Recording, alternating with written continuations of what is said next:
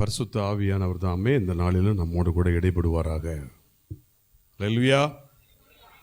கர்த்தாவே, உங்கள் வார்த்தையின் மூலம் என்னோடு பேசுங்கப்பா என்ற எதிர்பார்ப்பு உள்ளவர்கள் எத்தனை பேர் இருக்கீங்க? எத்தனை பேர் அதுக்காக ஜெபம் பண்ணிட்டு வருவீங்க சபைக்கு வரும்போது? சத்தத்தை காணுப்பா, இப்ப சத்தத்தை. யார் எதிர்பார்ப்பு உள்ளவர்கள் ஜெபம் பண்ணிட்டு வருவாங்க, அவங்க தான் எதிர்பார்ப்பு உள்ளவர்கள். ஜெபம் பண்ணாம வந்தால் எப்படி பேசுவார்?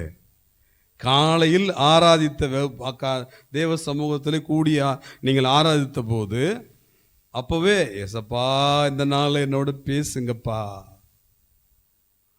அந்த எதிர்பார்ப்பு வாஞ்சையும் ஒரு கத்தோலிக்க பள்ளிக்குள் இருக்குமே என்றால் கர்த்தர் நிச்சயமாக பேசுவார். ஆமென்.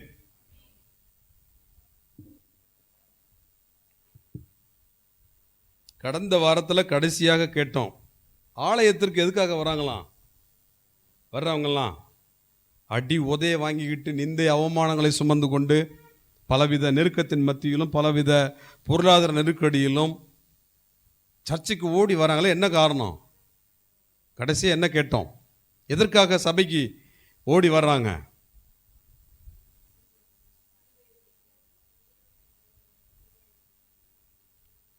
ஆலயத்துக்கு வந்தாதான் ஆறுதல் என்பதை அநேகர் அறிந்திருக்கிறதுனாலே அடி வாங்கினாலும் பரவாயில்ல, ஆறுதலை தேடி வர்றது. ஆலயத்தில் தான் ஆறுதலை பெற்றுக்கொள்ள முடியும். வேத வசனம் அப்படித்தான் சொல்லுகிறது. ஏசாயா 66:13 ஒருவனை அவன் தாய் தேற்றுவது போல் நான் உங்களை தேற்றுவேன், நீங்கள் எருசலேமிலே தேற்றப்படுவீர்கள். அப்படின்னா குத்தாலத்தில் தேற்றப்பட முடியாதா? எருசலேம் தான் தேற்றப்பட முடியுமா? இப்போ சென்னையில் சபைக்கு கூடி வர்ற மக்கள் இருக்காங்கன்னா நீங்கள் எருசலேமில் தேற்றப்படுவீர்கள். அப்போ எருசலேமுக்கு தான் போகணுமா தேற்றப்படுவதற்கு? எருசலேமில் என்ன இருக்குது? தேவனுடைய ஆலயம் இருக்கிறது. அதற்காகத்தான் அங்கே எருசலேமில் என்று எழுதப்பட்டிருக்கிறது. தேவனுடைய ஆலயத்திற்கு செல்லும்போது ஒரு மனிதர் தன்னுடைய வாழ்க்கையில் சந்திக்கிறதான எல்லா வேதனைகளையும் போராட்டங்களையும் பிரச்சனைகளையும் நிந்தைகளையும் அவமானங்களையும் பாடுகளையும் வேதனைகளையும் பலவீனங்களையும் வியாதிகளையும் மறந்து கர்த்தருடைய வார்த்தையினாலே தேற்றப்படுவார்கள். மேவா 1ஆம் தேதி தான்.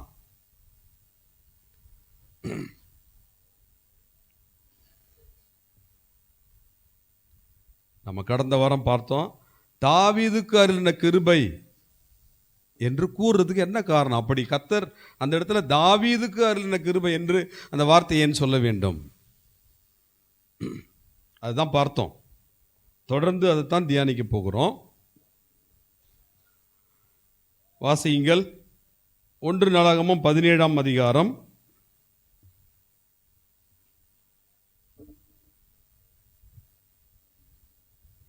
1 நாளாகமம் 17ஆம் அதிகாரம் 1ஆம் வசனம். தாவீது தன் வீட்டிலே வாசமாயிருக்கிற போது அவன் தீர்க்கதரிசியாகிய நாத்தானை நோக்கி, பாரும், நான் கேதுரு மர வீட்டிலே வாசம் பண்ணுகிறேன், கர்த்தருடைய உடன்படிக்கை பெட்டியோ திரைகளின் கீழ் இருக்கிறதே என்றான். தாவீது தீர்க்கதரிசியை பார்த்து சொல்றார், பாரும் அப்படின்னு என்ன அர்த்தம்? அது உரைநடையில் எழுதியிருக்கிறதுனால அப்படி எழுதப்பட்டிருக்கிறது. அது அர்த்தம் என்ன? பாரும் அப்படின்னா இங்க பாருங்க, நான் எங்க இருக்கிறேன்? கேதுரு மரத்தாலான வீட்டில் நான் வாசம் பண்றேன். கர்த்தருடைய உடன்படிக்கை பெட்டியோ திரைகளின் கீழ் இருக்கிறது. அந்த உடன்படிக்கை பெட்டி ஆலயத்திற்குள்ள இருக்கணும். ஆலயம் இல்லாததுனால அது எங்க இருக்குது? திரைகளின் கீழ் இருக்கிறது. நிறைய பேர் இந்த வசனத்தை கொஞ்சம் கண்ணோக்கி பார்க்கணும். அநேகருடைய நினைவுகள் எப்படி வருகிறது என்றால், ஆலயத்தை பார்ப்பாங்க, தன்னுடைய வீட்டை பார்ப்பாங்க. ஆரம்ப நாட்களில் இந்த சர்ச்சு கீற்று கூரையாக இருந்தது. நேற்றைக்கு உபவாச ஜெபத்திற்கு வந்தவர்களுக்கு மத்தியில் சொல்லிக்கிட்டு இருந்தேன். அவ்வளவு டேமேஜாக இருக்கும். அதில் மக்கி போன மூங்கில்கள்லாம் நிறைய இருந்துச்சு. மழையில் நனைந்து கீற்றெல்லாம் டேமேஜ் ஆனதுனால மரங்கள் நனைந்து மக்கி போயிடுச்சு. அவ்வளோ மோசமாக இருந்தது. அப்போ வீட்டையும் ஆலயத்தையும் ஒப்பிட்டு பார்ப்பாங்க. அப்படி ஒரு விசுவாசி, அப்பொழுது இருந்த ஒரு விசுவாசி என்கிட்ட வந்து, பாஸ்டர், தொடர்ந்து மழை பெய்யறதுனால அடுப்புக்கு ஒன்றுமே இல்லை பாஸ்டர், அதில் மக்கி போன மூங்கில்லாம் கொஞ்சம் கிடக்குங்களே, அதை நான் எடுத்துகிட்டு போகிறேன் பாஸ்டர், கொஞ்சம் வெட்டி அடுப்புக்கு எடுத்துகிட்டு போகிறேன் பாஸ்டர், எடுத்துக்கிட்டுமான்னு கேட்டார். சரி பரவாயில்ல, சமைக்கணுமேன்னு சொல்லிட்டு எடுத்துங்கன்னு சொல்லி சர்ச்சு சாவியை கொடுத்து விட்டான். வந்து வெட்டி எடுத்துகிட்டு போயிட்டார். அடுத்த நாள் வந்து பார்த்தா இங்கே வச்சிருந்த நல்ல முழு டேமேஜ் ஆகாமல் இருந்த நல்ல மூங்கிலையும் சேர்த்து வெட்டிட்டு போயிட்டார் அடுப்புக்கு. இப்போ சபையிலேருந்து என்ன கிடைக்கும்?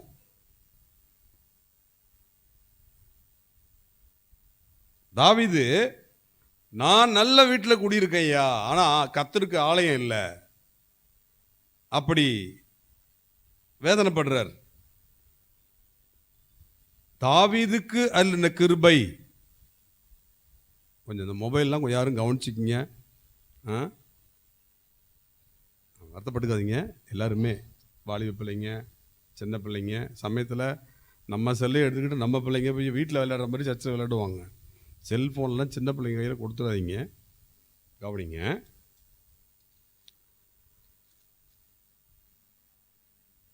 நான் நல்ல வீட்டில் இருக்கேன்ப்பா, கர்த்தருக்கு ஆலயம் இல்லையே. இது எதை காண்பிக்கிறது? ஆலயத்தை குறித்த பாரமுள்ள மனிதன் தாவீது. அதனால தான் தாவீதுக்கு அருளின கிருபை என்று சொல்லப்பட்டிருக்கிறது. தாவீதை அந்த கிருபையோடு கூட கர்த்தரை இணைத்து சொல்வதற்கு காரணம், தாவீதுக்குள்ள ஆலயத்தை குறித்த பாரம், ஆலயத்தை குறித்து பாரப்படுகிற ஒரு கிருபை இருந்தது. எத்தனை பேருக்கு அந்த சிந்தனை வரும்? ஒரு வீட்டிலே ஹோம் தியேட்டர் செட் பண்ணி அவங்க புதிதாக வாங்கி வந்து அது அப்படியே ஒயர் கனெக்ஷன்லாம் கொடுத்து செட் பண்ணி அதிலிருந்து பாட்டு போட்டு விட்டு அப்படியே கேட்டுட்டு இருக்காங்க. நான் அந்த வீட்டுக்குள்ள ஜெபம் பண்ணுறதுக்கு கூப்பிட்றாங்க, போகிறேன். அங்கே இன்னொரு நபர், அந்த வீட்டில் இருக்கிற அவங்களுக்கு தெரிந்த இன்னொரு நபர், சபைக்கு வர இன்னொரு நபர் இருக்காங்க. அவங்க மெதுவாக என் கிட்டக்க வந்து, காது கிட்டக்க, ஒரு வாலிப பையன், மாஸ்டர், இந்த ஹோம் தியேட்டர் சர்ச்சில் இருந்தால் எப்படி இருக்கும்? இந்த ஹோம் தியேட்டர் சர்ச்சில் இருந்தால் எப்படி இருக்கும் மாஸ்டர்? நல்லா இருக்கும் மாஸ்டர் கேட்குறதுக்கு. சர்ச்சில் இந்த மாதிரி ஹோம் தியேட்டர் வச்சு பாட்டு போட்டு விட்டா நல்லாயிருக்கும். எனக்கெல்லாம் ஏசப்பா காசு கொடுத்தாங்கன்னா ஏசப்பாவுக்கு முதல்ல அதை வாங்கி கொடுத்துருவோம் மாஸ்டர். அப்படி அந்த தம்பி சொன்ன காலத்திலலாம் பாட்டு போட்டு விடுறதுக்கான வசதிகள் நம்மக்கிட்ட கிடையாது, எந்த வசதியும் கிடையாது. அது போன்ற நபர்களுடைய பாரங்களை கேட்கிற கர்த்தர் இன்றைக்கு பாடெல்லாம் போட்டு விடக்கூடிய வாய்ப்புகளையும் சூழ்நிலைகளையும் கர்த்தர் ஏற்படுத்தி கொடுக்கிறார். அவங்க வீட்டில் இருக்கிற இந்த ஹோம் தியேட்டர் மேலே எங்கள் வீட்டில் இருந்தால் எப்படி இருக்கும் யோசிக்காம சர்ச்சில் இருந்தால் எப்படி இருக்கும்? இந்த மாதிரி ஒரு கர்த்தருடைய பிள்ளை ஆலயத்தை குறித்த பாரம் உள்ளவர்களாக இருக்கணும். நான் உங்கள்கிட்ட ஒரு கேள்வி கேட்குறேன், எனக்கு ஆலயத்தை குறித்த பாரம் உண்டு அப்படிப்பட்டவங்க மட்டும் கரங்களை உயர்த்துங்க பார்க்கலாம்.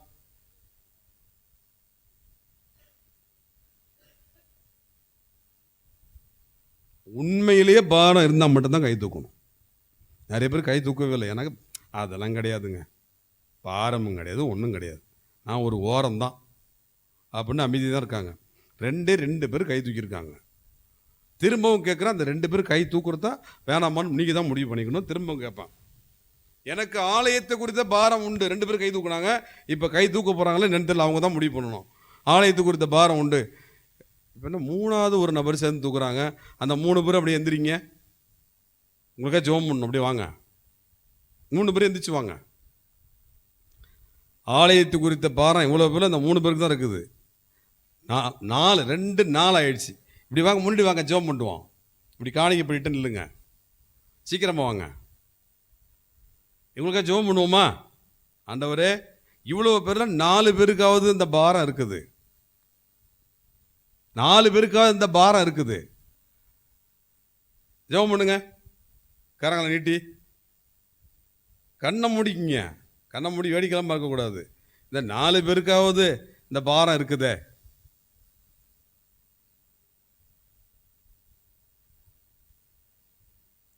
கர்த்தாவே, இவர்களை ஆசீர்வதிங்கப்பா.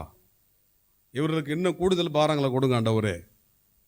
இந்த பாரம் இல்லாத இருக்கிறவர்களுக்கும் இந்த ஆலயத்தை குறித்த பாரத்தை கொடுங்க கர்த்தாவே. உம்முடைய கரத்தை நீட்டி சபை முழுவதும் இவர்களுக்குள் ஆலயத்தை குறித்து இருக்கிற பாரம் மற்றவர்களுக்கும் உருவாகிட கர்த்தர் கிருபை செய்யும். இயேசுவின் நாமத்தில் பிதாவே, ஆமென். ஏன் அவங்கள முன்னாடி வந்து நிற்க சொல்லி ஜெபம் பண்ணணும்னா, இந்த 4 பேருக்கு தான் இனி வரக்கூடிய நாட்களில் ஆலயத்தை குறித்த சில பொறுப்புகள்லாம் கொடுக்க போகிறோம்.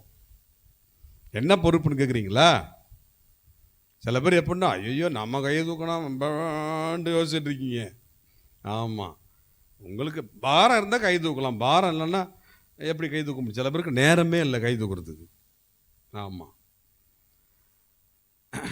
அது நான் பிறகு சொல்கிறேன் என்னன்னு, இப்போ டைம் இல்லை எனக்கு. தாவீதுக்குள் ஆலயத்தை குறித்த ஒரு பாரம் இருந்தது. சபை மக்களுக்கு ஆலயத்தை குறித்த பாரம் இருக்குமேயானால்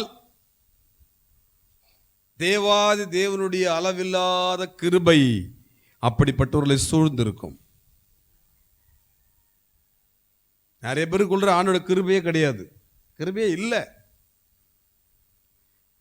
ஆண்டுடைய கிருபை ஒரு தேவ பிள்ளையை நிரப்ப வேண்டும். ஆண்டுடைய கிருபையில தான் சகல காரியமும் நடக்கும். ஆண்டுடைய கிருபை இல்லைன்னா ஒன்று கூட நடக்காது. ஆண்டுடைய கிருபை இல்லைன்னா ஒன்று கூட நடக்காது. ஒரு உதாரணத்தை சொல்கிறேன் பாருங்களேன். நம்முடைய சபைக்கு கரண்ட்டு, குடிநீர் இதற்காக ரொம்ப நாள் போராடணும், கிடைக்கவே இல்லை. நம்முடைய பெரையா சபையில் உள்ள மற்ற சபைகளுக்கெல்லாம் கேட்ட உடனே டக்கு டக்குன்னு கிடைச்சிட்டே இருக்கும். ஆனால் நமக்கு கரண்ட்டும் கிடைக்கல, தண்ணீரும் கிடைக்கல. இப்போ இதற்காக ஜெபிக்கிறாங்க இல்லைங்களா? அப்போ மற்ற சபைகளில் ஜெபிக்கும்போது நம்ம ஒருவரை பார்க்கும்பொழுது கேட்பார்கள், ஏன் எங்களுக்கெல்லாம் கிடச்சிச்சு உங்களுக்கு கிடைக்கல, ஏன் எங்களுக்கெல்லாம் கிடச்சிச்சு உங்களுக்கு கிடைக்கல. ஒருத்தர் 2 பேர் பெரிய கிருபை எங்களுக்கு கிடைச்சது. உண்மை அதுதான். கிருபை இல்லாமல் ஆமாம் ஒன்றும் கிடையாது. உங்க கிருபை இல்லாம வாழ முடியாதையா. முடியுமா? எத்தனை பேர் உங்க கிருபை இல்லாம நடக்க முடியாதையா? நான் நடக்கிறது அவனோட கிருபையால் தான். எத்தனை பேர் சொல்றீங்க? எவ்வளோ பேர் இருக்கீங்க? நடக்கவே முடியாம கர்த்தருடைய கிருபையால் தான் நடந்துட்டு இருக்கோம் நிறைய பேர். அது ஆண்டவருடைய அளவில்லாத கிருபை, பெரிய கிருபை. எங்களுக்கெல்லாம் கிடைச்சது கிருபை. அதெல்லாம் கிருபை வேணும், கிருபை இல்லாமல் அதெல்லாம் நடக்காது. அதுக்கெல்லாம் கிருபை வேணும் அப்படி சொன்னவங்களும் இருக்காங்க. ஆனால் நம்ம வருத்தப்பட்டதில்லை. ஏன்னா நமக்கு அந்த கிருபை இல்லைப்பா. எந்த கிருபை இல்லை? கரண்ட்டு கிடைக்கிற, குடிநீர் கிடைக்கிற கிருபை நமக்கு இல்லை, அவ்வளோதான். அவங்களுக்கு இருக்குது, அவங்களுக்காவது இருக்குது சந்தோஷம், அவ்வளோதான். நமக்கு இல்லைன்னு நினச்சி வருத்தப்பட்டுறக்கூடாது. கொஞ்ச நாளுக்கு பிறகு கர்த்தர் கரண்டை கொடுத்தாரு, குடிநீரை கொடுத்தாரு. நம்முடைய பெரையா சபைகளிலேயே 2C டேரிஃபில் கரண்ட் கிடைச்ச முதல் சபையை நம்ம சபை தான். மற்ற சபைகளுக்கு முன்னாடியே கரண்ட் கிடைச்சிச்சு. அதெல்லாம் கமர்ஷியல். 2C முதல்ல கிடைச்சதே நம்ம சபைக்கு தான். அது என்ன 2C? நீங்கள் கரண்ட் பில்லு கட்டுறீங்களே, அந்த பில்லு பின்பக்கத்தை திருப்பி பாருங்க, அதில் போட்டிருக்கும் 2C. அதாவது ஒரு டேரிஃப். வீட்டுக்கு இருக்கிறது 1A டேரிஃப், அதில் விளக்கமாக போட்டிருக்கோம். 2Cனா வழிபாட்டு தலங்களுக்கு கொடுக்கப்படுகிற டேரிஃபு. அந்த கமர்ஷியலை விட இதுக்கு சார்ஜ் கொஞ்சம் கம்மியாக இருக்கும். கமர்ஷியல் அதிகமாக இருக்கும். கமர்ஷியல் இருக்கிறப்ப 5000 6000லாம் கரண்ட் பில் கட்டிருக்கோம் சர்ச்சுக்கு. அப்போ கமர்ஷியலோட கொஞ்சம் கம்மியாக இருக்கும் 2C. அந்த வழிபாட்டு தலத்துக்குரிய அந்த டேரிஃபு முதல்ல நம்ம சபைக்கு தான் கர்த்தர் கொடுத்தார். அப்போ தான் நான் நினச்சிக்கிட்டேன், அவங்களுக்கு கொடுக்கப்பட்ட கிருபை விட நமக்கு கொடுக்கப்பட்ட கிருபை தான் அதிகம். அப்போ அதெல்லாம் கிருபைன்னு சொல்கிறாங்க பாருங்களேன். அப்போ எனக்கு கிருபை இல்லையே, கத்தக்கூடாது, கதறக்கூடாது, புலம்பக்கூடாது. உங்களுக்கு கிருபை இருக்குதா? ஸ்தோத்திரம். கத்தாவே ஸ்தோத்திரம்பா. கிருபை வர்றப்ப வரட்டும். கிருபை கிருபை கிருபை கிருபை, எல்லாம் கிருபை கிருபை கிருபை கிருபை. ஆமென். அளவில்லாத கிருபை வந்து சேரும் நம்ம பொறுமையா இருந்தா. கர்த்தருடைய பிள்ளைகள் ஆலயத்தை குறித்த பாரம் உள்ளவர்களாக இருக்கணும். நிறைய பேருக்கு நேரம் இல்லை. டெய்லி அறிவிக்கப்பட்ட பெயர் அந்த தேதிக்கு அவங்க வந்து ஜெபம் பண்ணீங்களா? கடந்த ஞாயிற்றுக்கிழமை 21ஆம் தேதி யாருங்க ஜெபம் பண்ணீங்க? 22. ஆளுக்கு ஒரு வசனம் டக்கு டக்கு டக்கு டக்குன்னு மாறி மாறி படிக்கணும். சங்கீதம் 132 2 முதல் 5 வரை மாறி மாறி வாசியுங்கள்.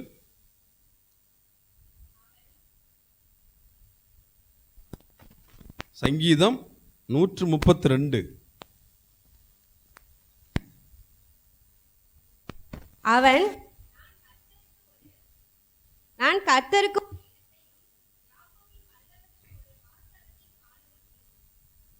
என் வீடாகிய கூடாரத்தில் பிரவேசித்ததும் இல்லை, என் படுக்கையாகிய கட்டிலின் மேல் ஏறுவதும் இல்லை. என் கண்களுக்கு நித்திரையையும் என் இமைகளுக்கு உறக்கத்தையும் வரவிடுவதும் இல்லை என்று கர்த்தருக்கு ஆணையிட்டு யாக்கோபின் வல்லவருக்கு பொருத்தனை பண்ணினான். இதோ நான் எப்பிரத்தாவிலே 5 வரைக்கும் தான். யாரு பொருத்தனை பண்ணினது?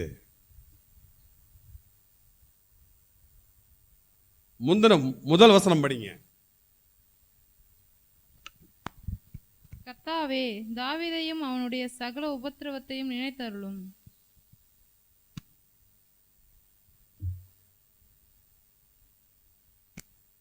தாவீதை குறித்து சொல்லப்படுகிறது. இப்பதானே கேட்டோம், நான் எங்க இருக்கிறேன்? கேதுரு மரங்களால் உருவாக்கப்பட்ட வீட்டுக்குள்ள நான் கஷ்டம் இல்லாமல் இருக்கேன் ஐயா. ஆனால் கர்த்தருடைய உடன்படிக்கை பெட்டியோ திரைகளின் கீழாக இருக்கிறது. ஆலயத்தை குறித்த ஒரு பாரம் இருந்ததை பார்க்கிறோம். அதோடு நின்று விடவில்லை. இங்கே அழகாக சொல்லப்பட்டிருக்கிறது, நான் கர்த்தருக்கு ஒரு இடத்தையும் யாக்கோபின் வல்லவருக்கு ஒரு வாசஸ்தலத்தையும் காணும் மட்டும். கர்த்தருடைய ஆலயத்தை கட்டுவதற்கு ஒரு இடம் இருந்தால் தான் ஆலயம் கட்டலாம். ஆலயத்தையும் நான் காணும் மட்டும் என் வீடாகிய கூடாரத்தில் பிரவேசிப்பதும் இல்லை, என் படுக்கையாகிய கட்டிலின் மேல் ஏறுவதும் இல்லை.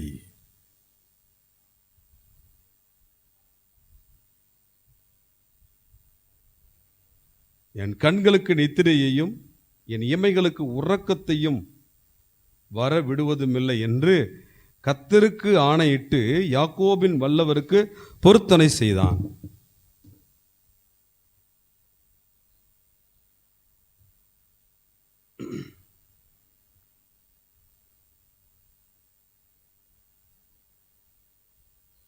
பொருத்தனை பண்ற பழக்கம் எத்தனை பேருக்கு உண்டு? யோசிச்சு பாருங்க.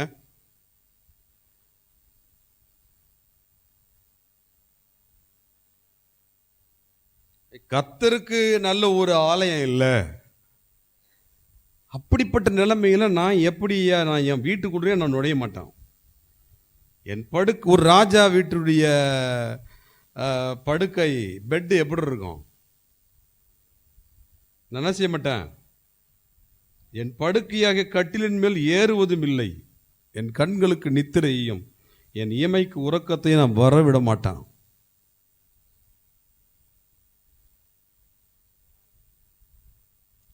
தீர்மானம் அல்லது பொருத்தனை செய்கிறவன்.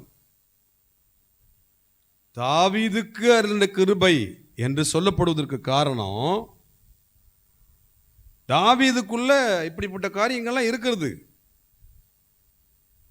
பொருத்தனை. கர்த்தருடைய பிள்ளைகள் தீர்மானம் எடுக்கணும். உங்கள்கிட்ட நான் ஒரு கேள்வி கேட்கிறேனே, ஒரு நாள் ஒன்றுக்கு ஒருவருக்காவது சுவிசேஷத்தை அறிவிப்பேன். செய்தி கேட்ட பிறகு எத்தனை பேர் தீர்மானம் எடுத்திருக்கீங்க? இப்போ உங்களை என்ன பண்ணலாம்? செய்தி எதுக்கு கேட்குறீங்க? செய்தி மாடி மேலே மாடி கட்டி கொண்டாந்து அப்படியே ஆண்டர் கொண்டாந்து கொடுத்து கொள்ளையில் கொண்டாந்து வச்சுட்டு போடுவார் அப்படின்னு கர்த்தர் பேசுவார் எதிர்பார்த்துட்டீங்களா? அப்படி சாவியை கொண்டாந்து உங்கள் கையில் கொடுத்துட்டு போயிடுவார், நீங்கள் குடி போயிடலாம். அவர் என்ஜினியரா உங்களுக்கு? அப்புறம் என்னதான் பிரசங்கத்தை கேட்டு என்னதான் பண்ணுறோம்? பிரசங்கத்தை எதுக்கு தான் கேட்குறோம்? ஒரு நல்ல கர்த்தருடைய பிள்ளை அப்படின்னா கேட்கிற வார்த்தைக்கு அன்னைக்கே அர்ப்பணிப்பாங்க. ஒரு நாள் ஒன்றுக்கு ஒருவருக்காவது நான் சுவிசேஷம் அறிவிப்பேன். அந்த அர்ப்பணிப்பு இல்லைன்னா ஒருத்தரும் பரலோகமே போக முடியாது. பெஸ்ட். ஒரு நாள் ஒன்றுக்கு ஒருவருக்காவது நான் சுவிசேஷம் அறிவிப்பேன். 7 நாளில் ஒரு நாள் ஆராதனை விட்டுடுவோம், மிச்சம் 6 நாள் இருக்குது. இந்த 6 நாட்களில் நான் ஏதாவது ஒரு இடத்திலாவது சென்று கர்த்தருக்காக பயன்பட வேண்டும். சுவிசேஷம் அறிவிக்கணும். மக்கள் விருப்பமுள்ள மக்களை கூடி வர வச்சு ஒரு 2 பேர் 3 பேர் இருந்தாலும் ஒரு இடத்துல அவங்கள போய் வாரத்தில் ஒரு முறை சென்று நான் ஜெபத்தில் நடத்தணும். அவங்கள ஒரு வீட்டில் போய் உட்காந்து ஜெப கூட்டத்தை நடத்தணும். கர்த்தரை அறியாதவங்கள கூடி வர வச்சு. ஒரு நாள் ஒன்றுக்கு ஒருவருக்கு சுவிசேஷம் சொல்லாத விசுவாசி எங்கே போய் எங்கே போய் ஜெபத்தை நடத்துவீங்க? ஏற்படுத்தி கொடுக்குற வாய்ப்புகளையே பயன்படுத்திக்க மாட்டேங்கிறீங்க நிறைய பேர். உங்களுக்கு பிரசங்கம் பண்ணி வேஸ்ட்டு. ஒரு பிரசங்கத்தை கேட்டு அர்ப்பணித்து அதன்படி நடக்கிறவர்களுக்கு தான் பிரசங்கம். கேட்டுட்டு போயிட்டே இருக்கிறவங்களுக்கெல்லாம் பிரசங்கம் தேவையே இல்லை. ஆனால் முழங்கால் போடுங்க. முழங்கால் போட்டு நெடும் முழங்கால் நின்று, ஆண்டவரே ஒரு நாள் ஒன்றுக்கு ஒருவருக்காவது நான் சுவிசேஷம் அறிவிக்காமல் சோறு திங்க மாட்டேன். ஒருத்தருக்கு அறிவிக்கலைன்னா ஒரு வேளை சாப்பாட்டை நான் கட் பண்ணுவேன். தீர்மானம் எடுங்க. எல்லாருமே முழங்கால் போடுங்க. எல்லாருமே வாலிப பிள்ளைங்க, ஞானஸ்தானம் பெற்றவர்கள், ஞானஸ்தானம் பெறாதவங்க நீங்கள் அமைதியாக உட்காந்துக்கலாம். வாலிப பிள்ளைங்க எல்லாருமே சபைக்கு தொடர்ந்து வருகிற ஞானஸ்தானம் பெற்ற ஞானஸ்தானம் பெறாத எல்லாருமே நீங்கள் முழங்கால் படிட்டு ஜெபிக்கணும். நெடுமுழங்காலில் நின்று ஞானஸ்தானம் பெறாதவர்கள் நீங்கள் உட்காந்துருக்குங்க, ஒன்றும் பிரச்சனை இல்லை. அது உங்களுக்கு இது உங்களுக்கு இப்போது தேவையில்லை. ஒரு நாள் ஒன்றுக்கு ஒருவருக்காவது நான் சுவிசேஷம் அறிவிக்காமல் 3 வேளை சாப்பாடு சாப்பிட மாட்டான். ஒரு வேளை சாப்பாட்டை ஓரம் கட்டுவேன். உங்களுக்கு பாரம் இருந்தால் தீர்மானம் எடுங்கள், நீங்கள் உட்காந்துக்கலாம். பாசு சொன்னார்ன்றதுக்காக கிடையாது. உங்களுக்கு பாரம் இருந்தால் முழங்கால் போட்டு ஜெபம் பண்ணுங்க. பாரம்லாம் நீங்கள் உட்காந்துக்கலாம். இது கட்டாயம் கிடையாது. இது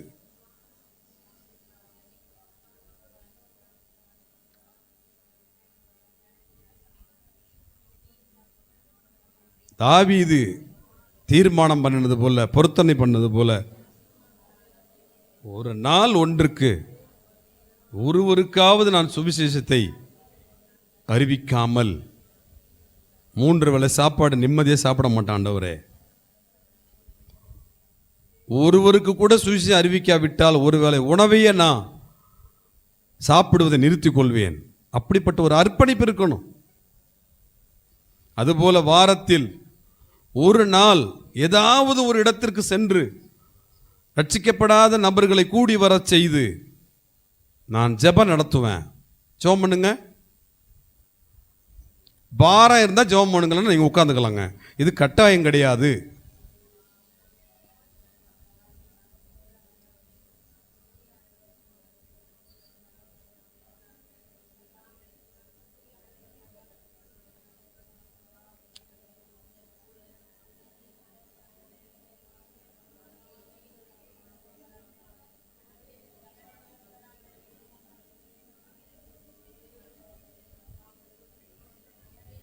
நீங்கள் உண்மையான பாரத்தோடு ஜெபித்திருந்தால் நீங்கள் அழகாக உட்காந்துக்கலாம். இனி வரும் நாட்களில் ஆண்டவரே, ஒரு நாள் ஒன்றுக்கு ஒருவருக்காவது நான் சுவிசேஷம் அறிவிப்பேன்.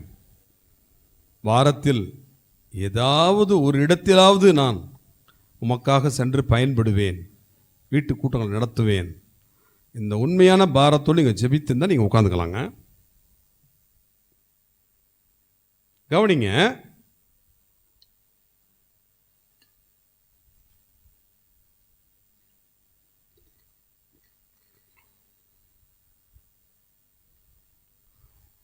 தீர்மானம் எடுத்தாதான் அதுல உறுதியா இருக்க முடியும். தீர்மானம் எடுக்காமல் அந்த காரியத்தில் உறுதியுள்ளவர்களாக நாம் இருக்க முடியாது. இங்க சொல்றாரு பாருங்க, கர்த்தருக்கு ஆணையிட்டு யாக்கோபின் வல்லவருக்கு பொருத்தனை பண்ணினான்.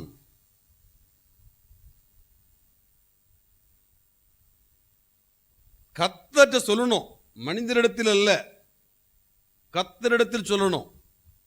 கர்த்தாவே, நான் உங்கள்கிட்ட வாக்கு பண்றேன் ஆண்டவரே, ஒரு நாள் ஒன்றுக்கு ஒரு நபருக்காவது நான் சுவிசேஷம் அறிவிப்பேன். வாரத்தில் ஏதாவது ஒரு இடத்திலாவது சென்று நான் ஜெப கூட்டங்கள் நடத்தி உமக்காக பயன்படுவேன். கர்த்தர்ட்ட நினைச்சு வாக்கு பண்ணணும், நான் இதை செய்து நிறைவேற்றுவேன். அப்படி வாக்கு பண்ணி செய்யாம போனா என்னது? அதுக்கு பேர் என்ன? பொய்யர்கள்.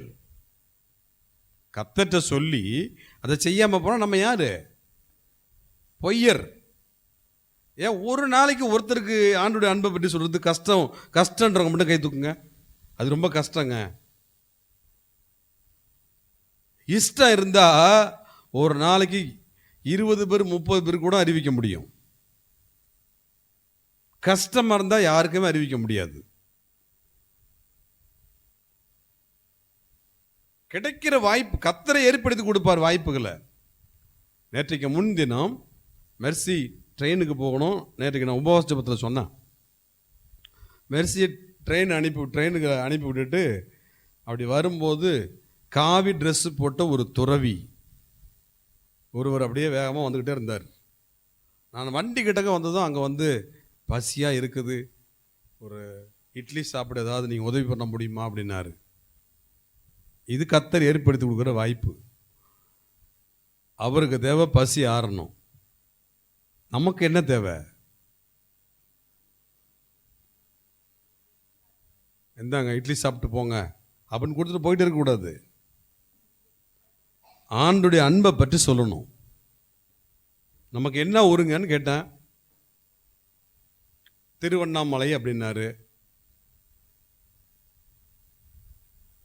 பேசுவோன்னு ஆரம்பிக்கிறதுக்கு முன்னாடி காசை கொடுத்துட்டான். அவற்றை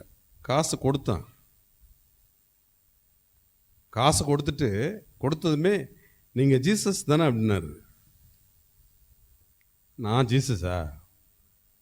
நீங்கள் கிறிஸ்தவங்களா அப்படின்னு கேட்க தெரியாமல் அப்படி கேட்குறாரு. நான் உடனே உங்களுக்கு ஜீசஸை பற்றி தெரியுமா அப்படின்னு கேட்டான். இல்லை, ஜீசஸை பற்றி உங்களுக்கு என்ன தெரியும், உங்களுக்கு தெரிஞ்சதை சொல்லுங்கள் அப்படின்னா. சுருக்கமாக சொன்னார், அவர் மக்களுக்கெல்லாம் நல்லது செஞ்சார், அதை பார்த்த பொறாமை உள்ளவங்க அவர் அடித்து சிலுவையில் அடித்து கொண்டுட்டாங்க. அழகாக அந்த வாய்ப்பை பயன்படுத்தி அவருக்கு சுவிசேஷத்தை சொன்ன இயேசு கிறிஸ்து மனிதர்களை வாழ வைப்பதற்காகத்தான் தன்னுடைய உயிரை சிலுவையில் பலியாக கொடுத்தார். விளக்கமாக சொன்ன, அது இப்போ திரும்ப சொல்ல தேவையில்லை. அவர் 2 கையில் எதுக்காக ஆணி அடித்தாங்க, காலில் ஏன் ஆணி அடித்தாங்க விளக்கமாக சொன்னேன். சொன்னதுமே கோன்னு கத்தி கதறி அழ ஆரம்பிச்சிட்டார். ஜீசஸ் ஜீசஸ் ஜீசஸ் என்று அழுகுறாரு. நடிக்கலை, கண்ணீர் ஓடுது. இது கர்த்தர் ஏற்படுத்தி கொடுத்த வாய்ப்பு. உனக்கு எத்தனை வாய்ப்புகளை கர்த்தர் கொடுத்துருக்கா தெரியுமா? அவரை திரும்ப சந்திக்கிறதுக்கு வாய்ப்பு இருக்காது. நல்லா படிச்சிருக்காரு, இங்கிலீஷ் ஆங்கில வார்த்தைகள்லாம் அடிக்கடி யூஸ் பண்ணுறாரு. அட்லீஸ்ட் ஒரு +2 படிச்சிருப்பார். என்னோட வயது மூத்திருப்பார். ஒரு அப்பப்போ ஆங்கில வார்த்தைகள் வந்துக்கிட்டு இருக்குது வாயில். இன்னொரு முறை அவர்களை சந்திப்பதற்கு வாய்ப்பு கிடைக்காது. இன்னொரு முறை சந்திக்க வாய்ப்பில்லாத நபர்களுக்கு நரகம்னா என்ன, மோட்சம்னா என்ன, யார் நரகத்துக்கு போவாங்க, யார் மோட்சத்துக்கு போவாங்க, மோட்சத்துக்கு போவதற்கு வழி என்ன, இதை சொல்லலைன்னா ஒரு கத்தோலிக்க பள்ளியும் பரலோகத்துக்கு போக முடியாது. ஆடு மாடு கோழி வண்டி வாகனம் வீடு இன்னும் பிளாட்டு பத்திரம் அது இதுக்கு தான் ஆண்டரை தேடி வர்றோமா சபைக்கு? அதெல்லாம் கேட்க வேணாமா, கேட்காம கொடுப்பாருங்க. அதெல்லாம் கேட்கவே வேணாம், கேட்கவே வேண்டாம். உங்களுக்கு என்ன தேவையோ, உங்களுக்கு என்னது தேவை என்று உங்கள் பரமபிதா அறிந்திருக்கிறார். கேட்கணும் தான் சொல்லுது. எப்போதும் எனக்கு நண்டு கொடுங்க, கோழி கொடுங்க, மீனை கொடுங்க, கறியை கொடுங்க, ஆட்டை கொடுங்க, மாட்டை கொடுங்க, வீட்டை கொடுங்க, ஓட்டை கொடுங்க, இதையே கேட்டுட்டு இருக்கணுமா?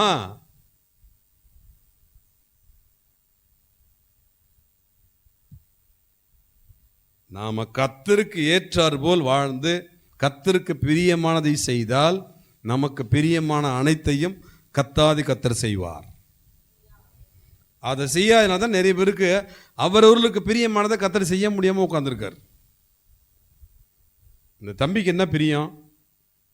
இந்த தம்பி கர்த்தரை பிரியப்படுத்தினா கர்த்தர் இவரை பிரியப்படுத்துவார். இந்த அம்மாவுக்கு என்ன பிரியம்? நல்லா தூங்கணும். உதாரணம் சொல்கிறேன், நான் கையை காட்டுறது தூங்கிட்டு இருக்க அம்மாவை காட்டுறேன். தூங்காத அம்மாலாம் வருத்தப்பட்டுக்காதீங்க. அம்மாவுக்கு என்ன பிரியம்? தூங்கிக்கிட்டே இருக்கணும், தூங்கிக்கிட்டே இருக்கணும் விட்டுருவார். தேவ சமூகத்துக்கு வந்தால் தூக்கம் வருமாங்க? தூக்கம் வருமா? கர்த்தருடைய வார்த்தை கேட்கும்போது தூக்கம் வருமா?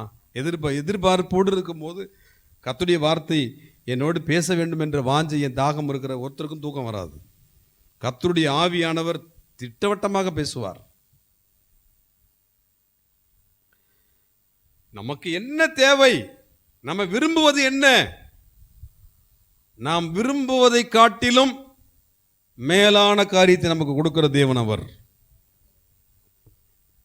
ஒரு சிலர் நினச்சிக்கிட்டு இருக்கீங்க, ஒரு 2-3 பேருக்குள்ள மனசுக்குள்ள என்ன இருக்குதுன்னா, விரும்புறதையே கொடுக்க காணுங்க இவர். ஏங்க விரும்புறதை விட மேலானது, விரும்பினதை கொடுத்தா போதுங்க. நீ அவர் விரும்புகிற மாதிரி இல்லையே, உனக்கு எப்படி கொடுப்பாரு? இப்போ பாருங்க, விரும்பினதை காட்டிலும் மேலானதை கர்த்தர் எனக்கு கொடுத்துருக்கிறார். அவங்க மட்டும் கரங்களை வைத்து கர்த்தரை மையப்படுத்துங்க. கொடுக்காம போயிட்டாரு, கொடுக்காம போயிட்டாரு.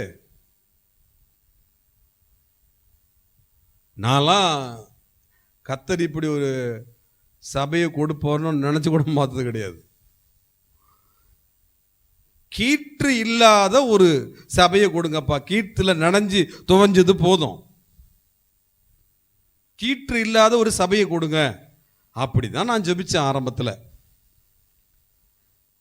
சுவர் எழும்பினுச்சு. சுவர் எழும்பினதுமே மேலே ஷீட்டு போடுறதுக்கு நிறைய பேர் கொஞ்சம் சில பேர் ஐடியா பண்ணாங்க. நம்ம சபையில் உள்ளவங்கள்ல வெளியில் உள்ளவங்க ஷீட்டு போட்டால் ஒரு வேலை முடிஞ்சிடும், நனையாமல் இருப்பீங்க, அப்படி ஒரு சில ஐடியாலாம் கொடுத்தாங்க. நான் உடனே கும்பகோணத்தில் ஒரு என்ஜினியர் இருக்கிறார். கடந்த ஆண்டில் 2022 கடைசியில் நினைக்கிறேன், அந்த கிதியோன் புதிய ஏற்பாடு வெளியிடுறாங்களே, அந்த மினிஸ்ட்ரிக்கு ஒரு முறை காணிக்கை எடுத்தோம், ஞாபகம் இருக்குங்களா? அதை பற்றி பேச வந்தார் பாருங்க ஒருத்தர், கருப்பாக ஃபஸ்ட்டு பேசினார் காணி போட்டுக்கிட்டு. அவர் தான் அந்த இன்ஜினியர், கும்பகோணத்தில் உள்ள ஒரு என்ஜினியர். நான் பைபிள் காலேஜ் போவோம், அந்த சர்ச்சில் உள்ள ஒருவர். அவர் நிறைய வீடுகள்லாம் எடுத்து நிறைய வீடெல்லாம் கட்டி கொடுத்துருக்காரு, நிறைய சர்ச்செல்லாம் கட்டி கொடுத்துருக்கார். நம்ம கிட்டக்க ரொம்ப அன்பு உள்ள ஒரு சகோதரர். அவர்கிட்ட ஒரு ஐடியா கேட்டாங்க பைபிள் காலேஜ் போகும்போது, ஷீட்டு போடுறதுக்கும் காங்கிரீட் போடுறதுக்கும் என்ன செலவு வித்தியாசம் வரும்? கொஞ்சம் கூட தான் பாஸ்டர், இதை ஷீட்டை விட கொஞ்சம் கூடுதல் செலவு தான். ஆனால் காங்கிரீட் போடுறதுக்கும் ஷீட்டு போடுறதுக்கும் எவ்வளவு? காங்கிரீட் போட்டால் மேலே இடத்த யூஸ் பண்ணிக்கலாம், ஷீட்டு போட்டாக்க இடத்த பறவைகளும் மற்றது தான் பயன்படுத்திக்கணும், நம்ம பயன்படுத்த முடியாது. காங்கிரீட் போட்டால் இடத்த யூஸ் பண்ணிக்கலாம். காங்கிரீட் போட்டால் அடுத்தடுத்து எந்த பிரச்சனையும் இல்லை. ஷீட்டு போட்டால் உள்ள உட்காரவும் முடியாது, அது ஹீட்டு போடும். அப்புறம் ஹீட்டில் நம்ம கை கால் நீட்டு போடுவோம், நம்ம அழுத்து போடுவோம், எப்படா முடிப்பாருன்னு சொல்லி. அது ஒரு பக்கம். மழை பெய்தால் நம்ம எவ்வளவு சவுண்டு ஸ்பீக்கர் வச்சாலும் அந்த மழை சத்தத்தில் நம்ம பேசுகிற சவுண்டு யாருக்கும் கேட்காது. நான் செக் பண்ணுறதுலாம் போனேன் மழை காலத்தில். ஷீட்டு போட்டிருக்காங்களா சர்ச்சுக்கு, அங்கே போய் உட்காந்து மழை பெய்கிறப்ப பார்த்துருக்கான், மைக்கில் பேசுறது கூட கேட்காது, அவ்வளவு சவுண்டு கேட்கும். கர்த்தருடைய கிருபையினால இது காங்கிரீட்டாக தாமதித்தாலும், பல ஆண்டுகள் மழையில் நனைந்திருந்தாலும் கர்த்தர் இது காங்கிரீட்டாக வேலை முடித்து கொடுத்தார். பின்புறம் கூட அப்படித்தான் சமைக்கிறதுக்கு மற்ற ஒரு ஷெட்டு போட்டால் போதும் தான். ஷெட்டுன்ற பேச்சே இருக்கக்கூடாது, தகரமே. ஆமாம், மேலே வேணா போட்டுக்கலாம், பிரச்சனை இல்லை. அது போட்டால் இப்போ இங்கெல்லாம் ஹீட்டு தெரியாமல் இருக்குங்க, இதெல்லாம் நல்ல ஹீட்டு இருக்குது இங்கெல்லாம். அங்கே உட்காந்துருக்கலாம், மேலே வீடு இருக்குதுலாம் ஹீட்டு தெரியாது.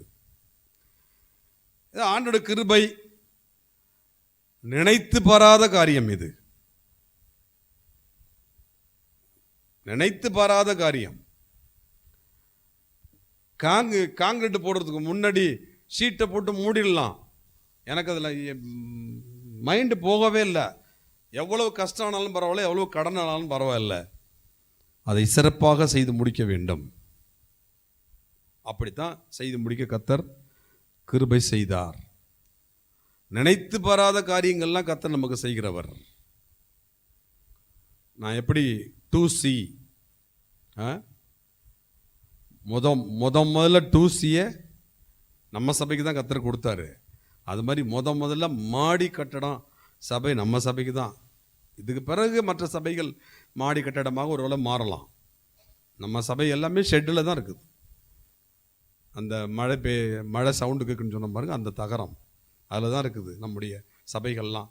எல்லா சபைகளும் கர்த்தர் மாடி கட்டடமாக மாற்ற வேண்டும். அல்லேலூயா. கர்த்தர் நமக்கு முதலாவது கொடுத்துருக்கிறார். ஏன், எதனால் கொடுத்துருக்க சொல்லுங்க? எதனால் நமக்கு மட்டும் முதல்ல மாடி கட்டடத்தை கொடுத்துருக்காருன்னு மற்றவங்களுக்கு கொடுக்கல? கொடுப்பார். ஏன் நமக்கு மட்டும் முதல்ல கொடுத்தார்?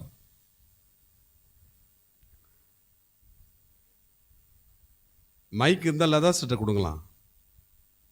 மைக்கு கொஞ்சம் லதா சிஸ்டர் கொடுங்க. அது எவ்வளோ தூரம் கவர் ஆகுமா என்னன்னு தெரியல. சரி, கொடு தம்பி, கொடு. மைக் ஆன் பண்ணி கொடு. ஆன் பண்ணு. உட்காந்துட்டு சொல்லுங்க சிஸ்டர், எதனால் ஆண்டவர் நமக்கு மட்டும் மாடி கட்டடத்தை கொடுத்துருக்காரு சிஸ்டர்? நம்ம இல்லாத சபைகளுக்கு நம்ம ஜெபிக்க முடியாம கொடுத்துருக்காங்க. பாரம்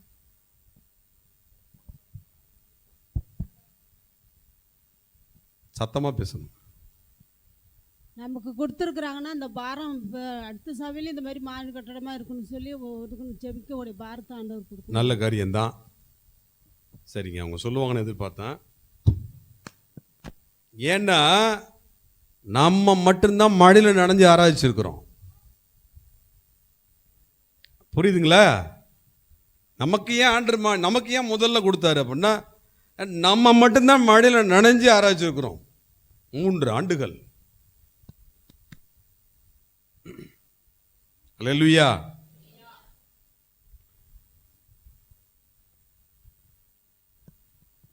ஆணையிடுகிறத குறித்து அழகா கர்த்தருக்கு ஆணையிட்டு யாக்கோபின் வல்லவருக்கு பொருத்தனை பண்ணினான். பொருத்தனை பண்ணி பிறகு யோசிப்பது என்னவா? அது மனுஷருக்கு கண்ணியா இருக்கும் என்று வசனம் சொல்லுது. எந்த பொருத்தனையா இருந்தாலும் சரி, நான் ஒரு நாளைக்கு இவ்வளோ நேரம் ஜெபம் பண்ணுவேன், ஒரு நாளைக்கு இத்தனை அதிகாரம் படிப்பேன். இன்னைக்கு எத்தனை பேர் பொருத்தனை பண்ணீங்க, தீர்மானம் எடுத்தீங்க? ஒரு நாளுக்கு ஒருத்தருக்காவது சுவிசேஷம் சொல்லுவேன். முழங்கால் நின்னீங்க, ஆசை சொல்லிட்டு ஆமாம் சோத்திரம் சோத்திரம் சோத்திரம் சோத்திரன்ட்டு நின்றுருப்பீங்க. உண்மையான பாரத்தோடு ஜெபித்த தீர்மானம் எடுத்தவங்க கர்த்தரை கரங்களை உயர்த்தி கர்த்தரை மையப்படுத்துங்க. அல்லேலூயா. ஒரு நாளைக்கு ஒருத்தருக்காக தான் சுவிசேஷம் சொல்லுவான் ஆண்டவரே, இனி அமைதியாக இருக்க மாட்டான். அல்லேலூயா. அதில் நிலைச்சிருக்கணும். தீர்மானம் எடுத்து அப்படியே போயிட்டே இருக்கக்கூடாது, அதை செய்து நிறைவேற்ற வேண்டும். சங்கீதம் 15:4 சொல்லப்பட்டிருக்கிறது, ஆணையிட்டதில் 4 பின்பகுதியில் வாசிக்க வேணாம், நேரம் இல்லை. ஆணையிட்டதில் நஷ்டம் வந்தாலும் தவறாது இருக்கிறான். ஆணையிட்டதில் நஷ்டம் வந்தாலும் தவறாது இருக்கிறான். இப்போ ஆணை எடுத்துனா வாக்கு பண்ணுறது, கர்த்தாவே இந்த காரியத்தில் உமக்கு முன்பாக உண்மை உத்தமமாக இருப்பேன். இப்போ நான் ஒரு பிஸ்னஸ் மன் வச்சுக்கிங்க, எனக்கு மாதம் ஒரு 10,000 ரூபா 15,000 வியாபாரத்தில் செலவுலாம் போக எனக்கு கிடைக்கிற லாபம் வருமானம் 20,000 வச்சுக்கலாம். 20,000க்கு கர்த்தனை எவ்வளோ கொடுக்கணும்? கர்த்தருக்கு கொடுத்துடணும். என் வாழ்க்கையில் எப்படிப்பட்ட சூழ்நிலையிலும் நான் உமக்கு முன்பாக உண்மைத்துவமாக இருப்பேன் கர்த்தாவே, அதில் கவனமாக இருப்பேன், உமக்கு செலுத்துவதிலே தீர்மானம் பண்ணிட்டேன், அர்ப்பணிச்சிட்டேன். இப்போ திடீர்னு ஒரு லோன் வாங்கிட்டேன்னு வச்சுக்கிங்க, ஒரு 2 லட்சம் பிஸ்னஸை டெவலப் பண்ணுறதுக்கு 2 லட்சம் 3 லட்சம் 4 லட்சம் லோன் வாங்கிட்டேன். இப்போ லோனுக்கு மாதம் மாதம் டியூ கட்டணும். எனக்கு வர்ற வருமானம் எவ்வளவு? 20,000. 20,000த்தில் டியூவே ஒரு 10,000 போயிடுது. மிச்சம் 10,000த்தில் குடும்பத்துக்கு செலவு பண்ண முடியுமானா முடியாது. இப்போ நிறைய பேர் என்ன பண்ணுறது, கடன் இருக்குது, கஷ்டம் இருக்குது, டியூ கட்டுருக்கு, அல்லது நம்ம அக்கௌண்ட்டில் வச்சுருந்தாக்கா செக் கொடுத்துருப்போம், மாதம் மாதம் அவங்க கிளைம் பண்ணிக்குவாங்க. எப்படியோ நம்ம கட்ட வேண்டிய பணம் போய்கிட்டே இருக்கும். நம்ம பணம் நம்ம போய் நம்ம கை காசு கட்டுற மாதிரி இருக்கலாம், நம்ம அக்கௌண்ட்டில் இருக்கிற பைசாவிலேருந்து எடுக்கிற மாதிரி இருக்கலாம், எப்படியோ இருக்கும். அப்படி சூழ்நிலை வரும்போது, ஒரு நெருக்கம் வரும்போது, மாதம் மாதம் ஒரு இப்படிப்பட்ட சூழ்நிலை நெருக்கங்கள் ஏற்படும் போது நிறைய பேர் எடுக்கிற தீர்மானம் என்ன தெரியுங்களா? கர்த்தாவே உங்களுக்கு தெரியும்பா, நான் முதல்ல லம்பாக மாதம் 20,000 என் கையில் இருந்துச்சு, இப்போ ஒரு 10,000 லம்பாக என்னை விட்டு போயிடுது, மிச்சம் இருக்கிறது வெறும் 10,000 தான். அதனால் என்னால் முடியலைங்க கர்த்தாவே, என் நிலைமை உங்களுக்கு தெரியும்பா அப்படின்ட்டு அழகாக சொல்லிவிடுவோம். யார்கிட்ட? கர்த்தரிடத்தில். இப்போ குழுலாம் கடன் வாங்கியிருப்போம், அங்கங்கே தவணையெல்லாம் வாங்கியிருப்பாங்க சில பேர். அவங்க கிட்டக்க போய் எதுவும் நினச்சிக்காதீங்க, இனிமேல் நல்லா கட்ட முடியாது, நம்ம மாதம் மாதம் 10,000 லம்பாக கட்ட வேண்டியிருக்குது, அதனால் குழுவுக்கு நல்லா கட்ட முடியாதுங்க, தவணைலாம் டெய்லிலாம் கட்ட முடியாது, வார தவணை அந்த கிழமைக்கு கட்ட முடியாதுங்க, இந்த 10,000 டியூ முடிஞ்ச பிறகு வேணால் நான் கொஞ்சம் தர்றேங்க, இப்போது கஷ்டங்க. சொல்ல முடியுங்களா? சொல்லுவோமா? இல்லை சொல்லியிருக்கோமா? சொல்ல முடியாது. அது உங்கள் பாடு, எனக்கு உள்ளதை கொடுங்க அப்படித்தான் கேட்பாங்க. எனக்கு கட்ட வேண்டியது கட்டுங்க. கர்த்தர் அப்படி நேரில் வசூல் பண்ணாதனால தான் நம்ம கர்த்தருடைய பிள்ளைங்கள்லாம் அப்படியே குளிர் காயிரும். ஆவிக்குரிய வாழ்க்கை குளிர்ந்து போய்விடும். என்ன நெருக்கம் வந்தாலும், என்ன போராட்டம் வந்தாலும், என்ன இது இன்னும் இருப்பதை விட இன்னும் நெருக்கம் கூடுதலாக வந்தாலும், நான் எடுத்த தீர்மானத்திலே கர்த்தருக்கு முன்பாக உண்மையுத்தவமாக இருப்பேன். எந்த தீர்மானமானாலும் உண்மையுத்தவமாக இருப்பேன். தீர்மானத்தில் நிலைத்து இருக்கணும். தீர்மானம்னா சரியான தீர்மானமாக இருக்கணும். விவரம் தெரியாமலாம் தீர்மானம் பண்ணிட்டு, விவரம் தெரியாமன்னா எப்படி? ஆண்டவரே நான் ஒரு நாளைக்கு 100 பேருக்கு சுவிசேஷம் சொல்லுவேன், 100 பேருக்கு சொல்ல முடியுமா? அந்த மாதிரி சொல்கிறேன்.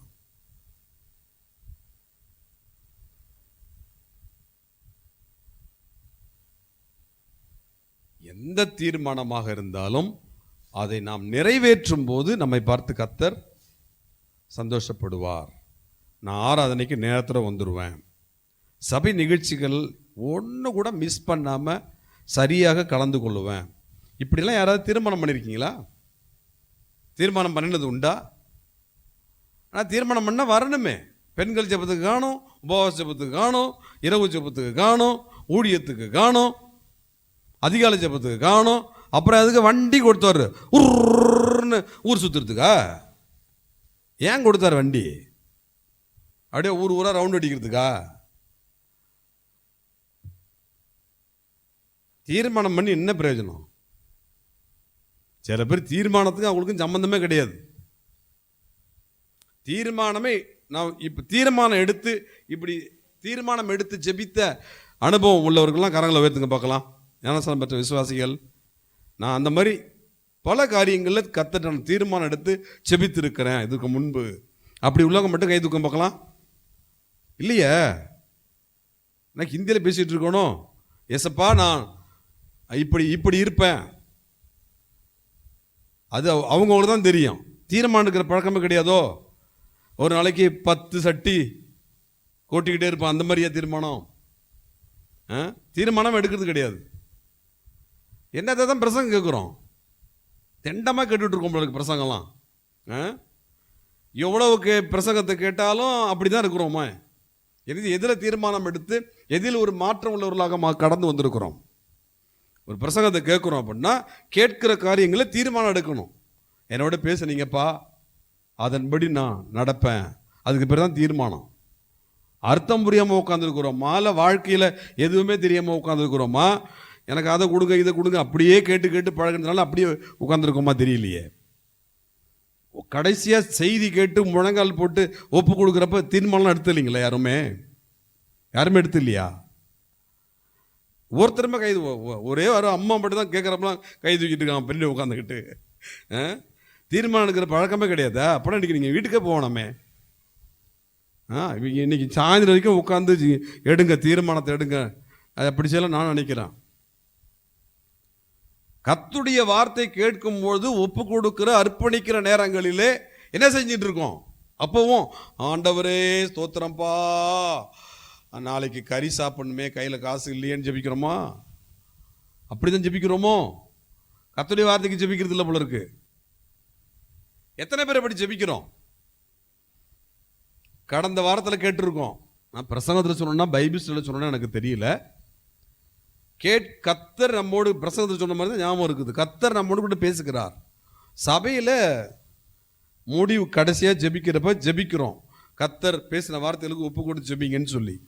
வீட்டிற்கு சென்று சாப்பிடுவதற்கு முன்பு கர்த்தர் என்ன பேசினாரோ அதற்காக ஜெபம் பண்ணிட்டு தான் சாப்பிடணும். அப்படி ஒரு அர்ப்பணிப்பு இருக்கிறது ரொம்ப நல்லது அப்படின்னு சொன்னான். அப்படி எத்தனை பேர் செஞ்சிருக்கீங்க? அதுக்கு பேர் தான் தீர்மானம். இதுக்கு பேர் என்னங்க? இதுக்கு பேர் தான் தீர்மானம்.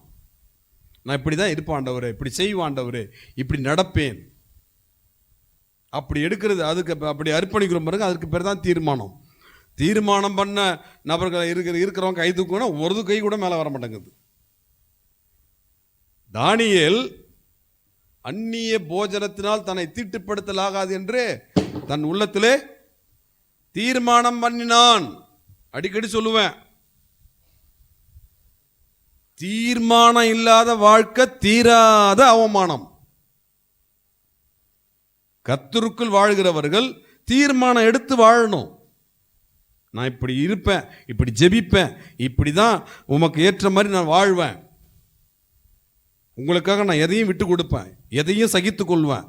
அது அவரவர்கள் எடுக்கிற தீர்மானம். உதாரணத்துக்கு சொல்கிறேன், அப்படி தீர்மானம் எடுக்காமல் வாழ்கிற கர்த்தருடைய பிள்ளைகள், தீர்மானம் இல்லைன்னா அது தீராத அவமானம். இனிமேலாவது தீர்மானத்துக்கு கவனமாக இருக்கணும். சும்மா அப்படியே வந்துக்கிட்டு போயிட்டு இருந்தால் சரியா பிச்சா? சபைக்கு வந்துக்கிட்டு போயிட்டு இருந்தால் சரியா பிச்சா? ஸ்கூலுக்கு காலேஜுக்கு போயிட்டு வந்துட்டு இருந்தா அவங்க முடிவு என்ன இருக்கும்? எல்லா பேப்பரும் அரியர். ஒரு பாடம் கூட பாஸ் பண்ணிருக்க மாட்டாங்க, பார்டரில் கூட பாஸ் பண்ண மாட்டாங்க. தீர்மானம் எடுக்கணும். தீர்மானம் எடுக்கிறவர்கள் தான் கர்த்தருக்காக வாழ்கிற வாழ்க்கையில் அடுத்த அனுபவத்திற்குள் கடந்து வர முடியும், கர்த்தருக்குள் வளர முடியும். நம்ம வாழ்கிற பூமிக்குரிய வாழ்க்கையிலே கர்த்தருடைய கரத்திலிருந்து நன்மைகளையும் ஆசீர்வாதங்களையும் அளவில்லாமல் பெற்றுக்கொள்ள முடியும். தீர்மானம் எடுக்கணும். எடுத்த பொருத்தனை நிறைவேற்றி இருக்கிறோமா? எங்க ஒதுங்கணும், எங்க பதுங்கணும் கண்டுபிடிக்கணும். எந்த காரியமானாலும் நான் ஏற்கனவே சொன்ன பாருங்களேன், கடந்த வாரம் தான் சொன்ன நினைக்கிறேன். இரவு எத்தனை மணிக்கு படுத்தாலும் நான் எடுத்த தீர்மானம், ஊரில் சொந்த ஊரில் இருந்தபோது அப்பொழுது எடுத்த தீர்மானம், இரவு எத்தனை மணிக்கு படுத்தாலும் நீங்கள் எழுப்பி விடுற நேரத்தில் எந்திரிச்சு சூரியன் தோன்றும் வரை ஜெபம் பண்ணுவேன். தீர்மானம் எடுத்தால் 10:30க்கு படுக்கிறேன். அன்னைக்கு முதல்ல தீர்மானம் எடுத்த அன்னைக்கு 10:30க்கு படுக்கிறேன். 12 மணிக்கு அண்டை எழுப்பி விட்டார். ஜெபம் பண்ணுவீங்களா? சூரியன் வர்ற வரைக்கும் 1.5 மணி நேரம் தூங்கிட்டு 12 மணிக்கு எந்திரிச்சு சூரிய வெளிச்சம் தெரிகிற வரைக்கும் ஜெபம் பண்ணுவீங்களா? கர்த்தருக்கு முன்னாடி சொல்கிறேன், ஜெபிச்சேன், அர்ப்பணித்து அப்படியே ஒவ்வொரு நாளும் ஜெபம் பண்ணேன். எப்போ அந்த கர்த்தர் எழுப்பி விடுறாரோ அப்போவே ஜெபத்துக்கு போய்டுறது. வேலை வெட்டி இல்லாமலாம் அப்படி ஜெபிச்சது இல்லை. எல்லா வேலையும் உண்டு, எல்லா வருமானத்துக்குரிய சூழ்நிலையும் உண்டு, அதெல்லாம் ஒதுக்கி வச்சுட்டு தான் செய்யறது.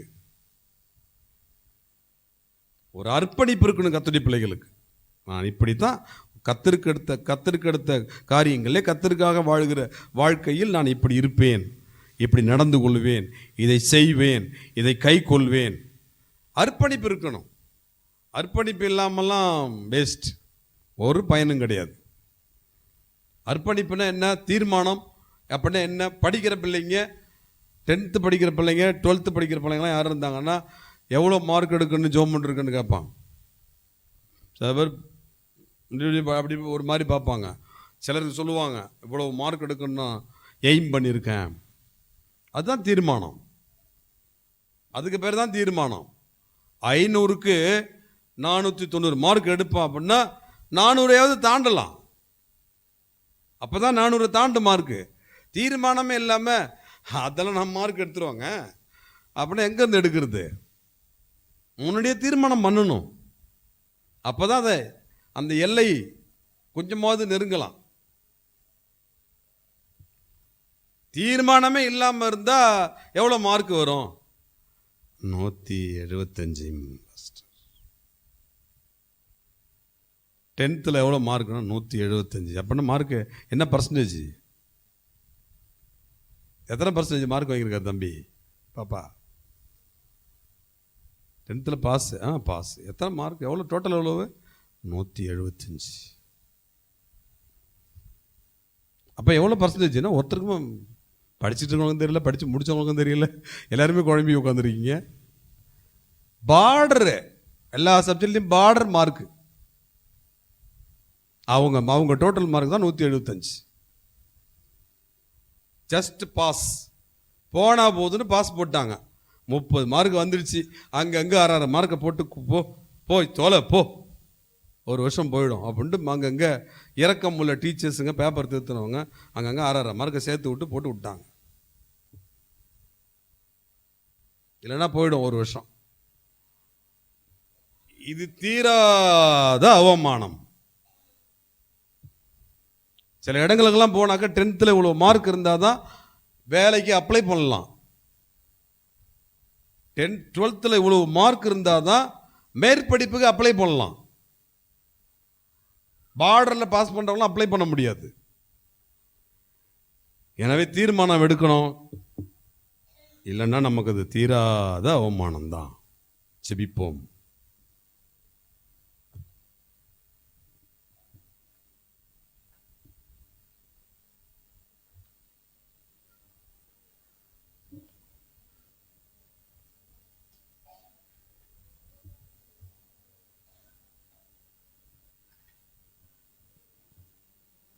கர்த்தாவே, என்னோடு பேசின உம்முடைய வார்த்தைகளுக்காக நன்றி ஐயா. என்னோடு இடைப்பட்ட உம்முடைய வார்த்தைகளுக்கு ஏதோ என்னை அர்ப்பணிக்கிறேன். ஒப்பு கொடுத்து ஜெபிக்கிறவர்கள் கண்களை மூடி ஒப்பு கொடுப்போமா? எசப்பா, எத்தனையோ முறை நீர் பேசியும் நீர் பேசின வார்த்தைகளுக்கு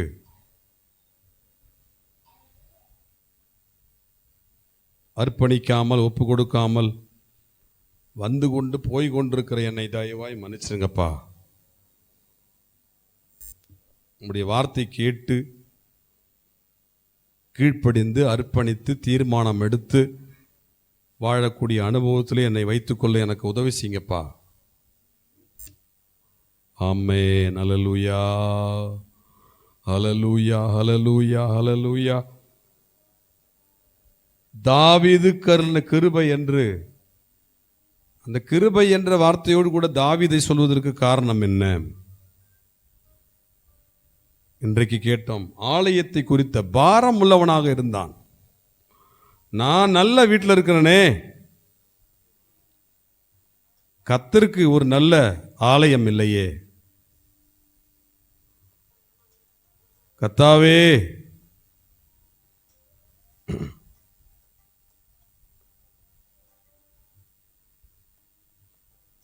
அப்படிப்பட்ட ஒரு ஆலயத்தை குறித்த பாரம் எனக்குள் உருவாகட்டும் தகப்பனே.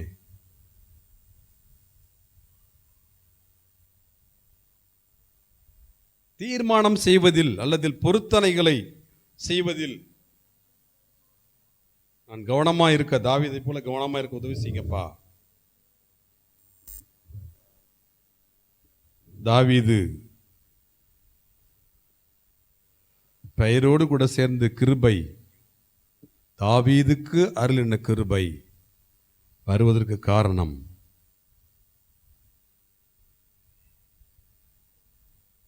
தீர்மானம் செய்கிறவனாய் பொருத்தனை செய்கிறவனாக இருந்தான். கர்த்தருடைய பிள்ளைகள் கர்த்தரிடத்தில் தீர்மானம் செய்கிற, கர்த்தரிடத்தில் பொருத்தனை செய்கிற நிலைமையில் உள்ளவர்கள் அதை சரியாக நிறைவேற்றுவதில் கவனம் உள்ளவர்களாக இருக்க வேண்டும். சூழ்நிலையை, சந்தர்ப்பங்களை காரணமாக சொல்லிக்கொண்டு தப்பித்துக் கொள்ள முடியாது.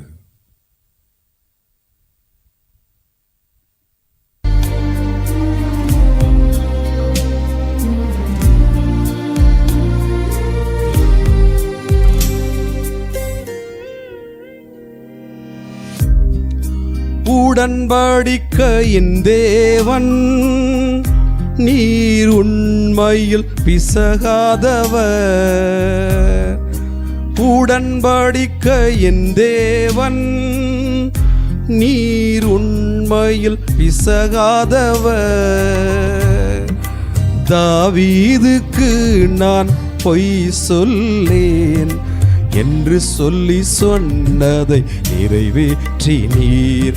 என் தாவீதுக்கு நான் பொய் சொல்லேன் என்று சொல்லி சொன்னதை நிறைவேற்றி நீர். மறவாமல் நினைப்பவரே ஏசையா, நிறைவேற்றி முடிப்பவரே. மறவாமல் நினைப்பவரே ஏசையா, நிறைவேற்றி முடிப்பவரே. நீர் நம்ப பண்ணின உந்தன் வாக்குகளை நினைத்து நிறைவேற்றுவீர். நீர் நம்ப பண்ணின உந்தன் வாக்குகளை நினைத்து நிறைவேற்றுவீர்.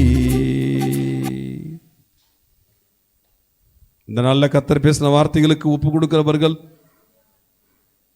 எழுந்து நின்று கர்த்தரை நோக்கி பார்ப்போமா? ஆண்டவரே, உம்முடைய வார்த்தைக்கு என்னை விட்டு கொடுக்கிறேன் ஐயா. அதன்படி வாழ்வதற்கு தீர்மானம் செய்கிறேன். இதோ என்னை அர்ப்பணிக்கிறேன்.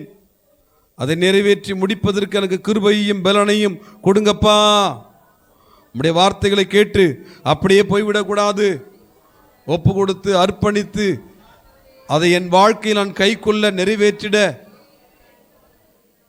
கவனமாயிருக்கு எனக்கு கிருபை தாங்கப்பா. கேட்போமா? ஓ ரபா கரி ஷபாரி பல கபரபா ரிதிலி கமௌரி அங்கரதி கபோரபலபா ரியா கமௌலபரி அங்கரதி பலபா ரிபபபா ரிபாலபரதுலபரபா. தகப்பனே அப்பா, நிறைவேற்ற முடித்திட எனக்கு கிருபை தாரும் ஐயா. ஆமேன், ஆமேன், ஆமேன், ஆமேன், ஆமேன், ஆமேன். எங்கள் பரலோக பிதாவே, உம்மை துதிக்கிறோம், உம்மை ஸ்தோத்திரிக்கிறோம். கத்தாதி கத்த நீர்தாமே ஆண்டவரே, இந்த வேளையிலே உம்முடைய சமூகத்திலே அர்ப்பணித்திருக்கிற ஒவ்வொருவரையும் கண்ணோக்கி பாரும். கடமைக்காக அர்ப்பணித்து போய்விடாமல், வார்த்தை கேட்டு ஏதோ பெயருக்காக அர்ப்பணிக்கிறேன் என்று சொல்லி எழுந்து நின்று விடாமல், உண்மை மனதோடு அர்ப்பணிப்போடு உம்மிடத்திலே தன்னை விட்டு கொடுத்து தீர்மானம் எடுத்து கடந்து செல்ல ஒவ்வொருக்கும் கிருபை தாங்கப்பா. கடைசி மட்டும் கை கொண்டு வாழ்வதற்கு வேண்டிய கவனத்தையும் ஜாக்கிரதையையும் பலனையும் கர்த்தர் கொடுக்கும்படி உனக்கு ஜெபிக்கிறேன். பரிசுத்த ஆவியானவர் நீர் கூட இருந்து பலப்படுத்தும் பெரிய காரியங்களை செய்யும். இயேசுவின் நாமத்தில் தாழ்த்தி ஜெபிக்கிறோம் எங்கள் ஜீவனுள்ள நல்ல பிதாவே, ஆமேன். என் ஆத்துமாவே கர்த்தரை ஸ்தோத்தரி, என் முழு உள்ளமே அவருடைய பரிசுத்த நாமத்தை ஸ்தோத்தரி. என் ஆத்துமாவே கர்த்தரை ஸ்தோத்தரி, அவர் செய்த சகல உபகாரங்களையும் மறவாதே. ஆமேன். நம்முடைய கர்த்தராகிய இயேசு கிறிஸ்துவின் கிருபையும்